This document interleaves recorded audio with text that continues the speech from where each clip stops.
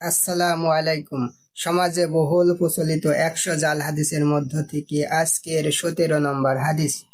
রাসূল সাল্লাল্লাহু আলাইহি সাল্লামকে মহান আল্লাহ তার নিজের নূর থেকে সৃষ্টি করেছেন। এখানে তারা একটি আরবি বলে থাকে যা কোনো হাদিসে নেই। আউয়ালু মা খালাকাল্লাহু নূরা নাবিয়িকা মিন নূরিহি। সর্বপ্রথম আল্লাহ তোমার নবীর নূরকে তার নূর থেকে সৃষ্টি করেন। এটা দিয়ে তারা রাসূল সাল্লাল্লাহু আলাইহি সাল্লামকে নূরের তৈরি প্রমাণ করতে চায়, কিন্তু এটা কোনো হাদিসে নেই। এই কথা না সাহাবীদের যুগে কেউ বলেছে, না তাবেঈদের যুগে কেউ বলেছে, না তাবেঈদ যুগে কেউ বলেছে। এটা পরবর্তীতে মানুষে তৈরি করেছে। রাসূল সাল্লাল্লাহু আলাইহি সাল্লাম নূর, কিন্তু নূরের তৈরি নয়।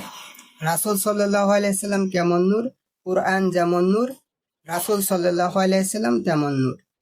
কুরআন যেমন মানুষকে অন্ধকার থেকে আলোর পথে নিয়ে আসে, রাসূল সাল্লাল্লাহু আলাইহি সাল্লাম তেমন সেই জাহেলি যুগে মানুষদেরকে কুরআনের দাওয়াত দিয়ে অন্ধকার থেকে আলোর পথে নিয়ে এসেছে।